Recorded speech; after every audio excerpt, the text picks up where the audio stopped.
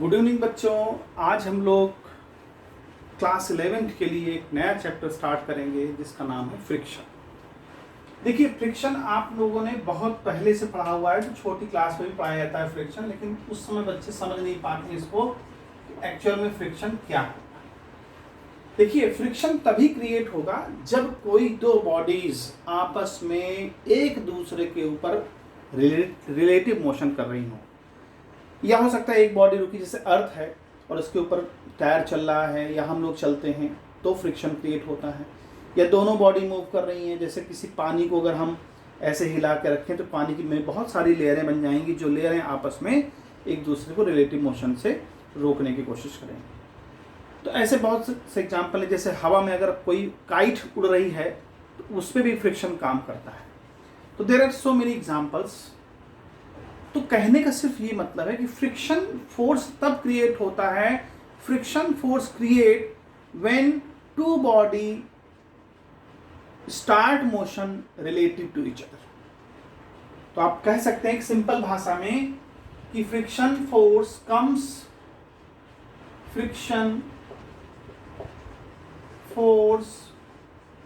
Comes into play when two bodies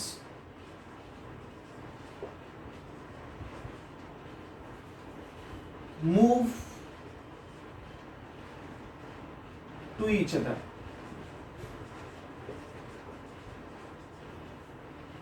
या यूं कह सकते हैं when two bodies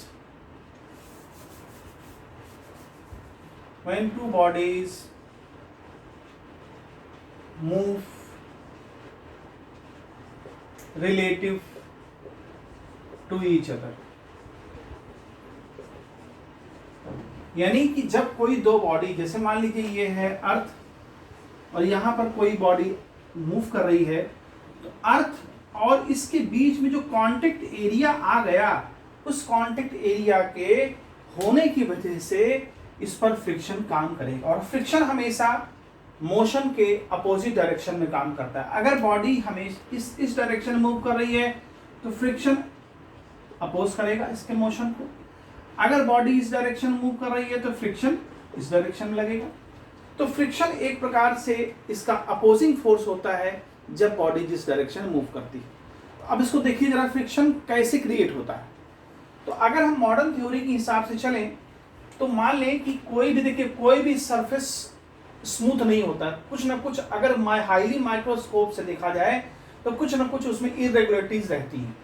तो अगर हम उस इरेगुलरिटीज को देखें तो हमारा मान लीजिए सरफेस ऐसा है कुछ, ठीक है, स्मूथ होने के बावजूद भी कुछ ना कुछ इरेगुलरिटीज रहती हैं।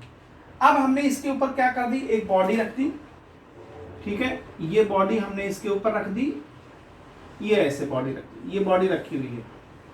अब देखिए ये बॉडी जो हमारी रखी हुई बॉडी है इससे कांटेक्ट में है, यहां भी कांटेक्ट में है, यहां भी कांटेक्ट में, लेकिन ये स्पेस खाली है। तो अब फ्रिक्शन कैसे क्रिएट होगा, तो जहां पर इनका कांटेक्ट हो रहा है वहां पर एडिसिव फोर्स काम करेगा। क्या काम करेगा बच्चों? Adhesive force. एडिसिव फोर्स क्या होता है? इस बॉडी के मॉलिक्यूल्स और इस सरफेस के मॉलिक्यूल्स के बीच में जो फोर्स काम करेगा that is called adhesive force. और उसी एडिसिव फोर्स को जब हम ब्रेक करते हैं, मान लीजिए ये बॉडी इस पे रखी हुई है, हमने इसको फोर्स लगाया, तो जब फोर्स लगाएंगे तो इस, चूंकि फोर्स, देखिए फोर्स लगाने के पहले ये दोनों आपस में कांटेक्ट में हैं, तो जब कांटेक्ट में है तो ये इनके बीच में एक फोर्स काम कर रहा है that is called adhesive force. लेकिन जब हम उसको मोशन में लाएंगे बॉडी को, तो एडिसिव फोर्स के against we have to some work, यानी we have to apply some force to break the adhesive force. तो जब हम इसको फोर्स लगाते हैं तो एडिसिव फोर्स हमारा अपोज करता है।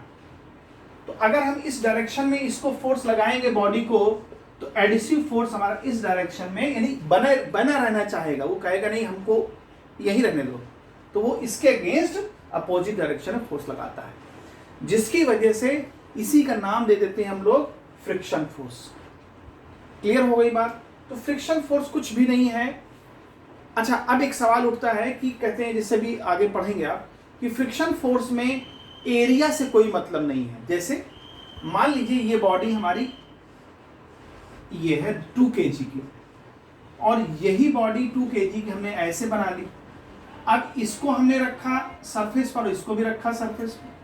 तो क्वेश्चन ये कहता है कि देखिए इसका सरफेस तो इतना बड़ा है और इसका सरफेस छोटा सा है। तो क्वेश्चन ये कहता है कि सरफेस के फ्रिक्शन फोर्स सरफेस के एरिया पे डिपेंड नहीं करता। It does not depends on area. ठीक है, एरिया पे डिपेंड नहीं करता। इस पे भी फ्रिक्शन फोर्स वही काम करेगा और इस पर भी, दोनों पे फ्रिक्शन फोर्स सेम काम करेगा। अच्छा, रीजन क्या होता है? देखिए फ्रिक्शन फोर्स क्यों सेम लगता है? रीजन ये होता है कि अगर हम एरिया बढ़ाते हैं, एक प्रकार समझ लीजिए कि जैसे एरिया आपने बढ़ाया, ठीक है, तो जब एरिया आप बढ़ाएंगे तो कांटेक्ट एरिया बढ़ेगा। जब कांटेक्ट एरिया बढ़ेगा तो फोर्स भी बढ़ेगा, क्योंकि बहुत सारे मॉलिक्यूल्स और आ जाएंगे। अभी देखिए यहाँ पर बहुत कम मॉलिक्यूल है, लेकिन जब ये वाला एरिया इसमें आएगा तो बहुत सारे मॉलिक्यूल्स इसमें होंगे, और बहुत सारे मॉलिक्यूल होने की वजह से फोर्स भी बढ़ेगा। यानी एरिया बढ़ने के साथ साथ डायरेक्टली जो एडिसिव फोर्स है वो भी बढ़ता है। ठीक है, जिसकी वजह से फ्रिक्शन फोर्स नेग्लिजिबल रहता है, यानी कि सेम रहता है, क्योंकि आपने एरिया बढ़ा दिया तो उसका कांटेक्ट फोर्स भी बढ़ गया, यानी एडिसिव फोर्स भी बढ़ गया।